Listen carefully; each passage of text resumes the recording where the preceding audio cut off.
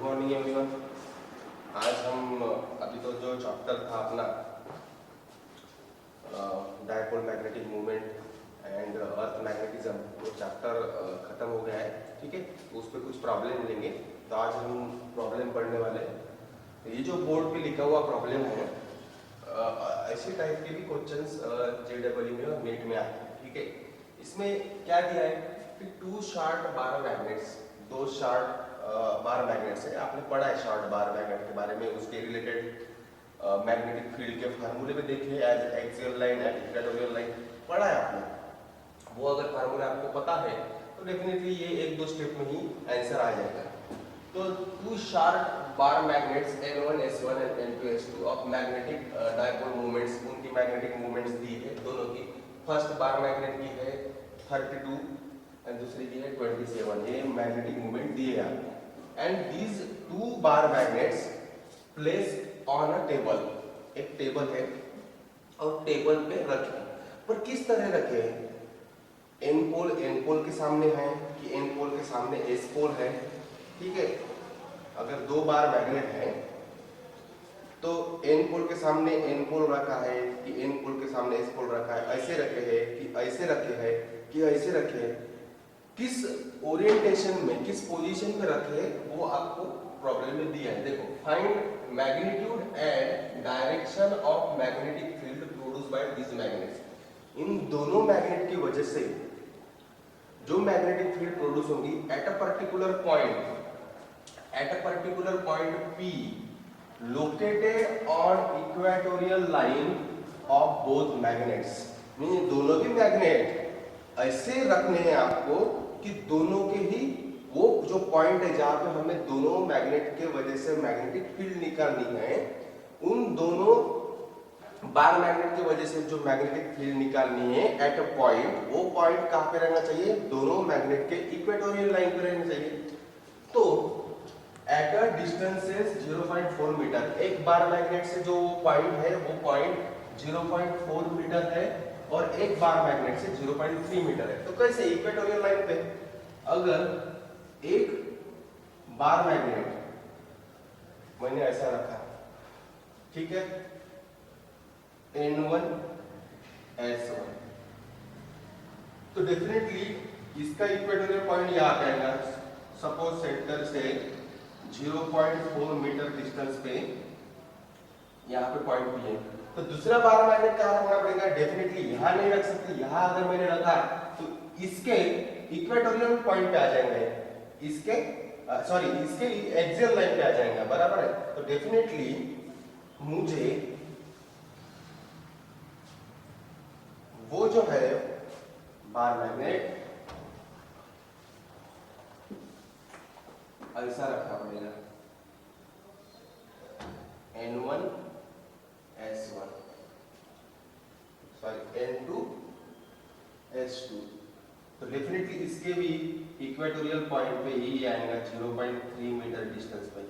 तो ऐसे पोजीशन पे डायग्राम एक्चुअली दी है आपको, प्रॉब्लम में डायग्राम दी है। ठीक है, क्योंकि यहाँ पे ऐसा भी नहीं लिखा है कि दोनों एक दूसरे को परपेंडिकुलर है, दोनों भी बार मैग्नेट एक दूसरे को परपेंडिकुलर है। देखो, क्योंकि ऐसे भी रख सकते हैं, दोनों बार मैग्नेट अगर पैरेलल है और बीच में का पॉइंट दोनों को भी इक्वेटोरियल लाइन पे आए, बराबर है, इसको भी इक्वेटोरियल लाइन पे आएगा ये पॉइंट और इसको भी इक्वेटोरियल लाइन पे आएगा पैरेलल, पर ऐसे मेंशन नहीं है प्रॉब्लम में ऐसे दिया है कि दोनों पैरेलल है।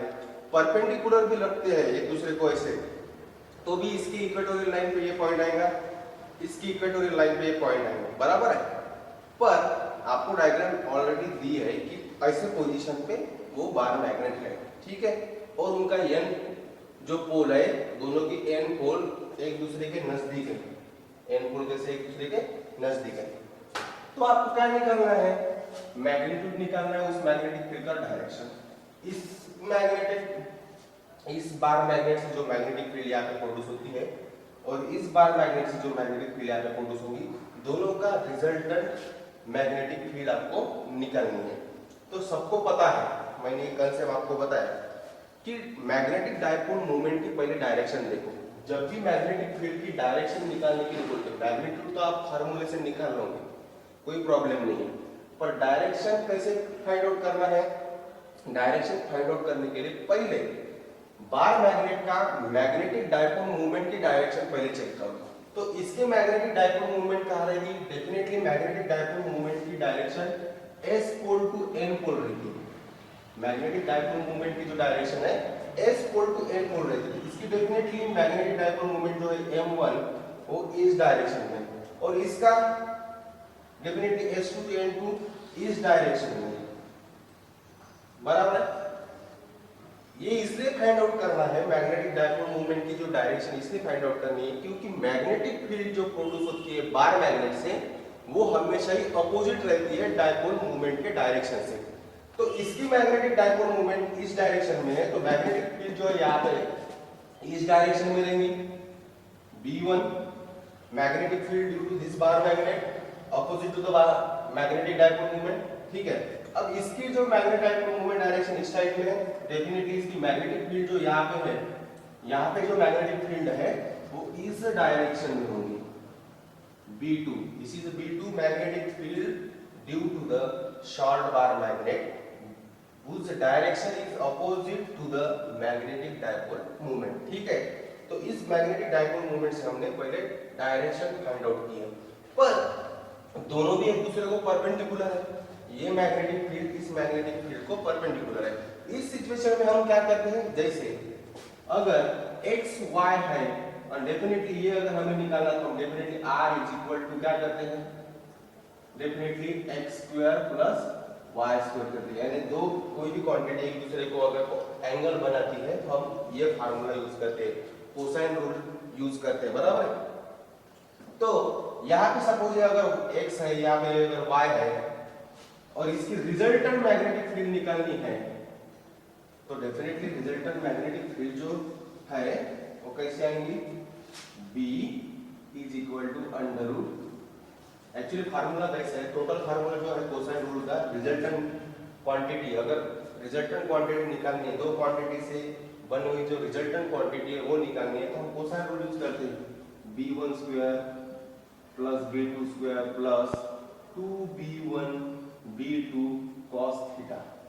ये टोटल फार्मूला है, ध्यान में रखना है फार्मूला आपको, ठीक है।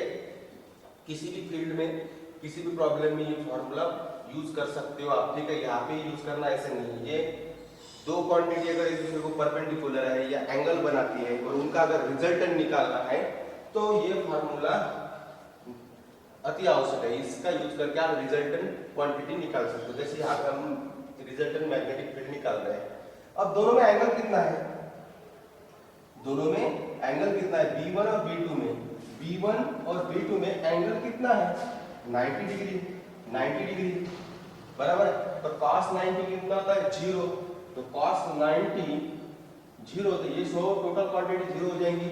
तो मींस जब भी दो क्वांटिटी एग्जैक्ट एक दूसरे को परपेंडिकुलर रहती है तो आपको ये एक्स्ट्रा क्वांटिटी, ये एक्स्ट्रा फार्मूला लिखने की जरूरत नहीं, सिर्फ B1 square plus B2 square लिखना है। अब फर्स्ट ऑफ ऑल आपको B1 निकालना है, तो B1 क्या है, तो डेफिनेटली B1 क्या है, magnetic field at equatorial point due to this N1 S1 bar magnet. Equatorial line पे मैग्नेटिक फील्ड निकालना है, इक्वेटोरियल पॉइंट पे मैग्नेटिक फील्ड निकालना है, तो इसका फार्मूला सबको पता है, क्या है फार्मूला, म्यू नॉट अपॉन 4 पाई m upon r1 cube, m1 upon r1 cube, ठीक है। r1 ये r1 है डिस्टेंस, ये r2 है डिस्टेंस, ठीक है। m1 यानी इसका डायपोल मूवमेंट है, m2 इसका डायपोल मूवमेंट है, ठीक है। तो इसका आंसर क्या होगा, mu naught upon 4 pi 10 to the power -7 into m1 क्या है 32 अपॉन r1 क्यूब 0.4 क्यूब, इसको कैलकुलेट करो आप, तो क्या आएगा आंसर, इसको कैलकुलेट करो 0.5 into 10 to the power -4 tesla, ये होगा B1, ठीक है। अब मैं ये डायग्राम क्लीन करता हूँ, ठीक है।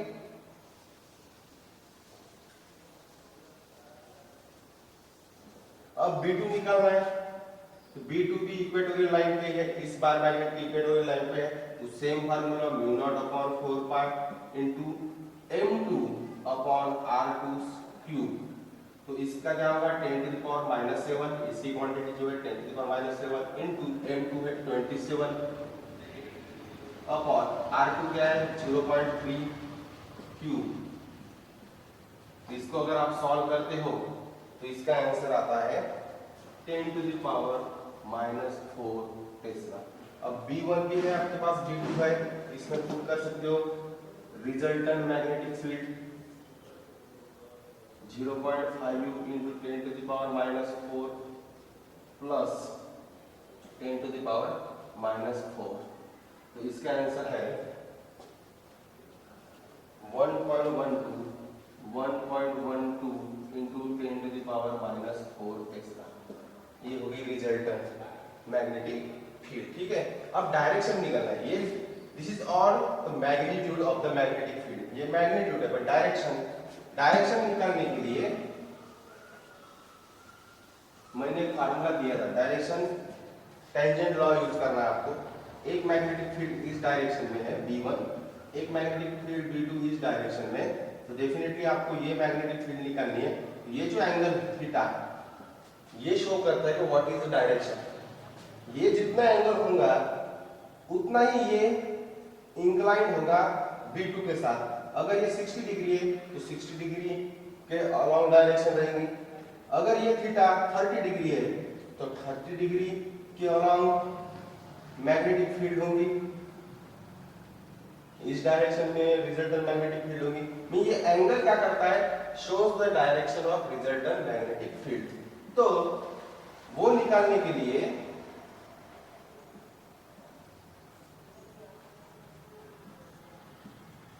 अगर ये एंगल थीटा है तो डेफिनेटली टैन थीटा निकालो। टैन थीटा डायरेक्शन अगर दिखाना है तो टैन थीटा निकालो। Tan theta is equal to क्या होता है, front side upon adjacent side. तो फ्रंट साइड मींस ये है, मींस ये ही फ्रंट साइड है, बराबर है। ये फ्रंट साइड है, बराबर है। ये कौन है, ये B1 है।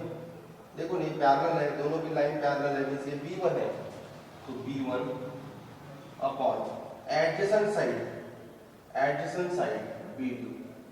तो अगर ये आप पुट करते हो B1 B2 की वैल्यू, B1 क्या है 0.5 into 10 to the power -4 upon 10 to the power -4। ठीक है, तो इसका आंसर क्या आ जाएगा 2 आएगा। tan theta is equal to 2। तो theta is equal to tan inverse 2। तो इसका रिजल्ट आता है theta is equal to 63.4 degree. Means ये जो थीटा है 63.4 डिग्री। मींस अगर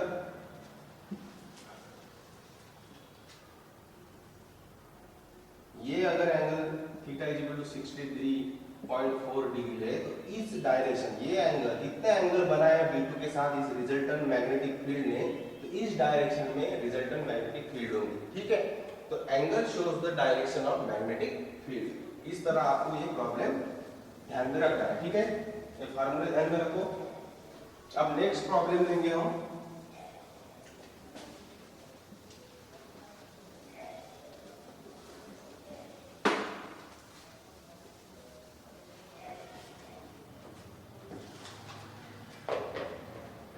अर्थ मैग्नेटिक फील्ड और magnetic fields may be supposed to be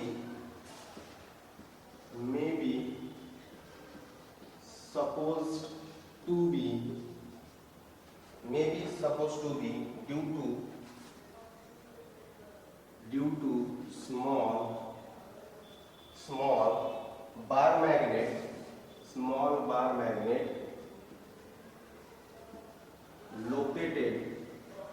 located at the center of Earth, at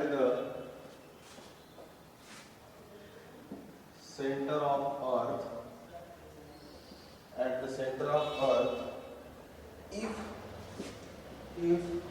magnetic field at a point on the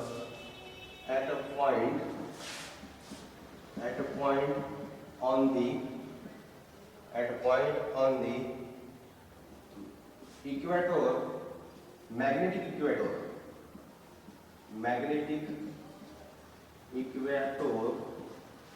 magnetic equator is 0.3 Gauss.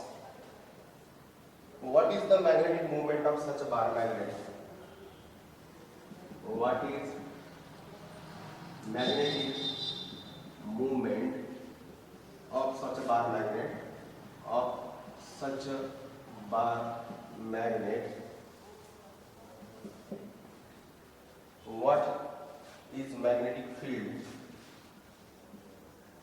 What is magnetic field at North Pole?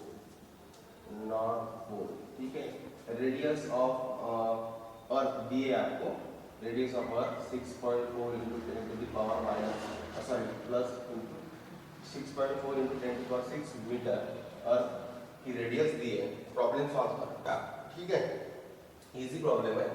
Earth magnetic fields may be supposed to be a small bar magnet located at the center of earth. सबको पता है कि अर्थ के centre में core reason में molten metal रहता है, ठीक है। तो उस मोल्टन मेटल के वजह से जो भी मेल्ट हुआ मेटल है उस वजह से उस फ्लूइड की वजह से करंट फ्लो होता है inside this core of the earth, ठीक है, सेंटर में, ठीक है। उसकी वजह से क्या होता है, करंट प्रोड्यूस होता है, वो फ्लूइड जो फ्लो होता है तो उसकी वजह से करंट फ्लो होता है, उस करंट की वजह से मैग्नेटिक फील्ड जनरेट होती है, मैग्नेटिक एन पोल से मैग्नेटिक एस पोल तक। और एन पोल और एस पोल कहाँ रहता है ये भी सबको पता है कि ज्योमेट्रिकल एन पोल की साइड में अर्थ का मैग्नेटिक एस पोल रहता है, डेफिनेटली सबको पता है। और जो ज्योमेट्रिकल एस पोल है अर्थ का उस साइड में मैग्नेटिक एन पोल रहता है, ठीक है। तो हमें प्रॉब्लम में क्या कंसीडर करना है कि ये जो अर्थ मैग्नेटिक फील्ड है may be suppose to be due to the small bar magnet located at the centre of earth. तो उस जो कोर है अर्थ इनसाइड का जहाँ पे करंट फ्लो हो रहा है जिससे मैग्नेटिक फील्ड, वो एक स्मॉल बार मैग्नेट है, ऐसे कंसीडर करना है आपको, ठीक है। एक magnetic field at a point on magnetic equator line is 0.3 gauss. कहाँ पे, इक्वेटर लाइन पे। तो डेफिनेटली इक्वेटर लाइन पे magnetic field due to the earth magnet क्या होता है, formula mu naught upon 4 pi M upon, सबको पता है, आर क्यूब। ये फार्मूला इक्वेटोरियल लाइन का, ठीक है। अब हमें निकालना क्या है, व्हाट इज दी है, वो इक्वेटोरियल लाइन की मैग्नेटिक फील्ड दी है आपको, मींस ये इसकी वैल्यू दी है। निकालना क्या है, what is magnetic movement of such a bar magnet, आपको एम निकालना है। तो ये गॉस में दिया है कि इसको टेस्ला में कन्वर्ट करो, एसआई यूनिट में कन्वर्ट करो। तो डेफिनेटली क्या होगा, 1 गॉस मींस 10⁻⁴ टेस्ला। तो 0.3 गॉस मींस 0.3 into 10⁻⁴ टेस्ला। तो यहाँ पुट कर सकते हो आप, definitely 0.3 into 10⁻⁴ tesla is equal to, इसकी वैल्यू सबको पता है 10⁻⁷। एम निकालना है, एम लिख लो, अपॉन आर क्यूब। कितने डिस्टेंस पर निकालना है, इक्वेटोर पे निकालना है। तो डेफिनेटली रेडियस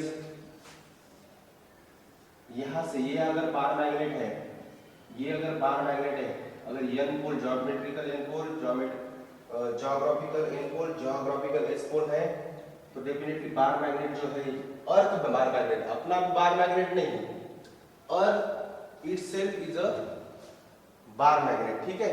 तो work as a bar magnet. तो अर्थ बार मैग्नेट का जो मैग्नेटिक एन पोल है इस साइड में रहते हैं, बराबर है, और magnetic S pole N side की, ज्योग्राफिकल एन साइड में रहता है, ठीक है, अपोजिट रहता है।